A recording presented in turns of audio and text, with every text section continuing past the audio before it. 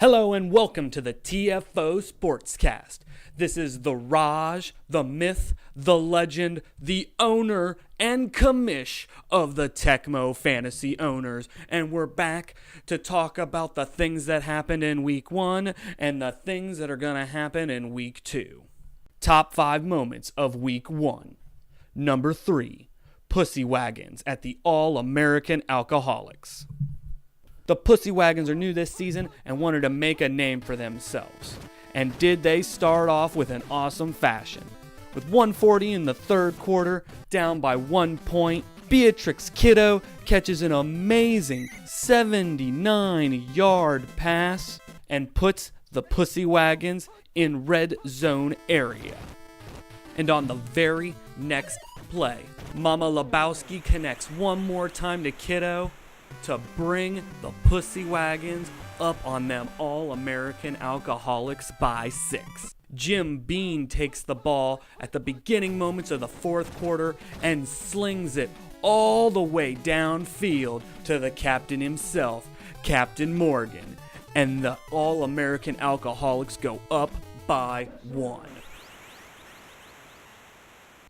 The Pussy Wagons have plenty of time on the board, and they claw their way down to the 1-yard line. But them alcoholics, they don't just drink for fun, as they stuff the Pussy Wagons and are able to get a coughed-up fumble.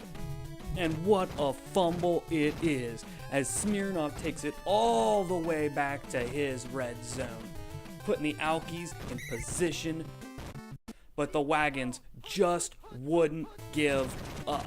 As Johnny Walker coughs the ball up to Maria Singer, and the Pussy Wagons have just enough time for one more play.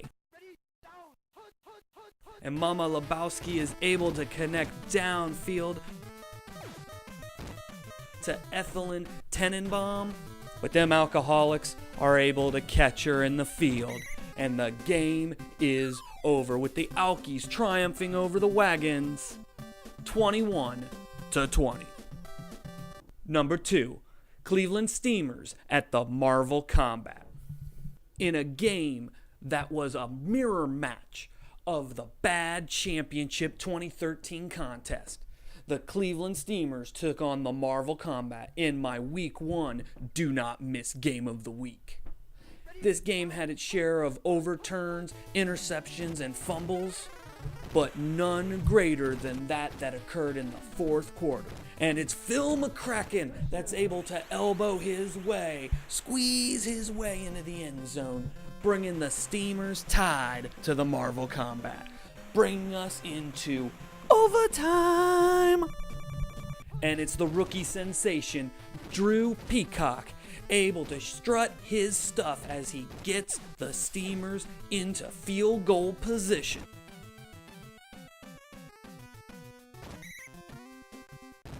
Setting up Rod Gozinia for the game-winning kick. Steamers top the combat like they did last year. Steamers top the combat 20-17. Number 1, Normandy Defenders against the Westeros Guardians. The Guardians come into this season with the biggest chip on their shoulder of any TFO team, being the first ever TFO champion and being the only Shiva Bowl champion. With a new champion going to be declared this year in the Ifrit Bowl, the Normandy Defenders, a rookie squad, look to prove themselves. And boy did they ever in this game that was high-flying, action-packed, and scored to the max. Down by 4 in the fourth quarter with only 2 minutes remaining, Tywin Lannister connects with Sir Jaime up top for the big touchdown to take them into the lead by 3. But the defenders wouldn't lie down, as even down by 3, Varakian backs up, winds up, and shoots straight to Samara. Touchdown! Leaving only seconds on the clock for the Guardians to work with. But it's just not enough, as the defenders pull off the upset and take down the current TFO champions, the Westeros Guardians, 35-31. TFO News. TFO kicked off on the premiere of Thursday Night Football. Week 1 action debuted the Azrothian Assassins in a losing effort against the returning Raider All-Stars. Azrothian owner Nathan Rodenberger was at the Thursday Night Football postgame show and declared, "Damn, no pass defense, quarterback sucks. Gonna be a long season for the Assassins. Let's hope these Assassins can come from behind." Greek legends had their own issues as Barry Sanders injured himself in his TFO debut. Greek owners legend Mikey Davis declared, "I can't believe Barry Sanders came out of retirement to get hurt in his first game." Them legends still managed to get the W even after Sanders was carted off the field. The Beer Gods weren't as lucky as they picked up their first loss against divisional rival Care Bears after the 2013 offensive bad MVP, La Fin du Monde, went down to an injury. And then Dumondi's backup, Dos Equis, would also leave injured later in the game. This brought in a slow running back 4 in Miller G. Draft. Beer Gods owner Evil Dave Fogel said during his post-game interview, "Wow, 2 RBs down in 1 week, including an MVP of last season. Wow, that sucks." The Care Bears, however, celebrated their victory as Care Bears wide receiver Funshine Bear was lighthearted after the game, saying, "I'm just here to put a little sunshine in everyone's day." Rumor has it that the Duckburg Dollar Bills owner Steve was so furious after the Moneybags lost to the Peaceful Serenity 14-35 that he slapped the $1,000 bills right out of Scrooge McDuck. No peace or serenity in Duckburg this week. Illegal substance use in TFO? That is what the 8-Bit Brigade was accused of earlier this week. Owner John Balog even released a statement saying the 8-Bit Brigade does not partake in any sort of actions up to and including PEDs such as cheating, Game Genie hacks, and or emulators. But after the 3-14 loss at the hands of the South Jersey Slashers, no one might have thought they were using any kind of cheats. Heck, they may not even have had the controller plugged in. Question of the week. How do you piss on a llama? Trick question, Dexter. It's how does a llama piss on you? The answer is 23-14. Keep the plastic down. It makes the cleanup easier. Week 2 sees the Champs Chumps taking on the Portly Pounders on Thursday Night Football. These divisional rivals hate each other.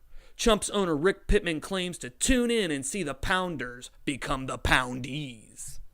Jim Schock, owner of the Pounders, was more worried about the loss of running back 2 Trevor Redder, who doctors diagnosed with multiple meatball contusions. Jim says it's day to day and he'll keep us informed. Speaking of the Champs Chumps, they defeated the Pixar Shorts this week 35-26.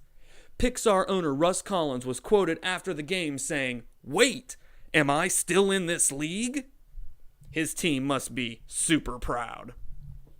It's been reported that ECW punter Paul Heyman called up Vince McMahon personally to rub in the fact that the Philadelphia Extreme was victorious this week, while the WWF Superstars lost on Sunday Night Football. Rumor has it that Vince McMahon is furious at the embarrassment of being placed behind his wrestling rivals. My do not miss game of week 2. My do not miss game week 2 game week. It's the game that you can't miss, man. And that game is the Normandy Defenders at the Disney Dissidents. We've already talked about the Defenders and their 35-31 victory against the TFO champs, the Westeros Guardians. But let's not overlook the massive victory the Disney Dissidents had against the Rainbow Unicorns, 14-42. The Normandy Defenders and the Disney Dissidents are like a mirror matchup. On offense, they're slinging the ball as hard as they can down the field, and they're pounding it in with runs where they can and when they can. But on defense, they have defensive monsters that are going to plow through the line and try to kill the quarterback at every pass. And for the Normandy defenders, that's the icon, Chris Shepard. And for the Disney dissidents, it's the monster himself, the Beast. With both these teams scoring over 300 offensive yards in week 1, you can predict that this will be a high-scoring, high-yardage affair. Unless Chris Shepard or the Beast has something to say about it. All right, that's it for the TFO SportsCast for week 1 going into week 2. I hope you liked some of the new additions, folks. They're thanks to the owners. Everything you post on the boards will now be reviewed, and the best chunks, the morsels of the week, will be included in this primetime show. Now join us this week on Thursday Night Football as the Midgar Meteor owner, Austin Adam Camacho, guest stars as we watch the Champs Chumps taking on the Portly Pounders. It's going to be an awesome week. I hope you enjoy the show. I hope you enjoy the 8-bit football. For me, myself, and I, this is TFO, and see you next Tecmo. This is TFO, don't be a hoe, watch the show. If you don't, you're mo. Your mom's a hoe. This is TFO.